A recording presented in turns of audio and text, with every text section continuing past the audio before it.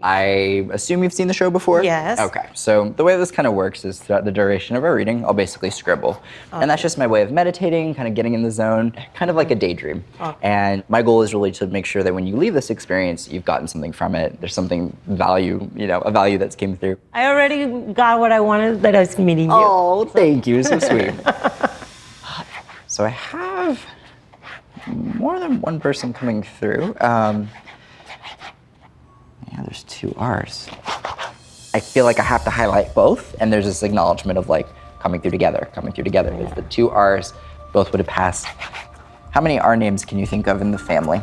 2. Okay, because they are referencing to 2 R's. It keeps coming up. 2 R's, 2 R's, 2 R's, 2 R's, 2 R's. One is a female that passed away, and she comes through very motherly, but not your biological mom. I feel like she would have been like someone who passed away kind of more at an age-appropriate age, so not super young.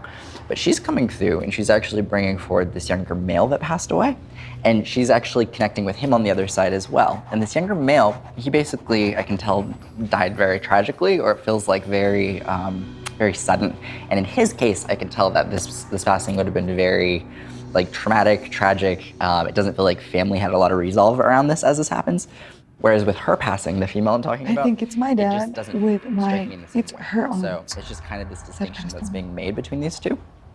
Do you know of any women in the family who would have dealt with any issues involving like leg swelling or like fluid retention? It would have to be an identifiable feature in a person. And the way this comes across, there's this feeling of like, the way I want to describe it is like I want to like plop up my leg with this, and then I'm seeing like my feet being rubbed, and like it's just a lot of visuals that are basically referencing to like fluid retention. Do you know what I'm talking about with this? Yeah. Okay.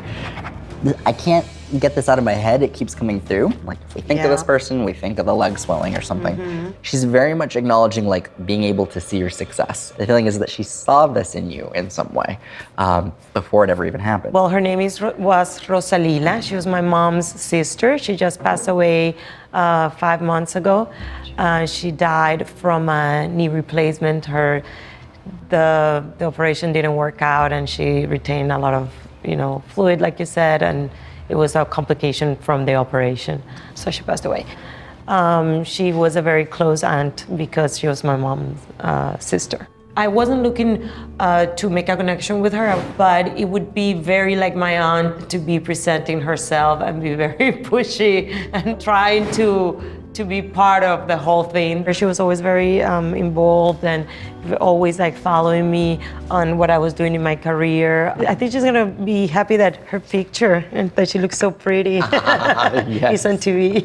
Oh, absolutely. She was a person that didn't have like a filter, so she would always like say or do something that was like completely like inappropriate. It was always kind of funny to be around her. That was very, amazing. Unless they're on our close family, nobody could have known the cause of her death.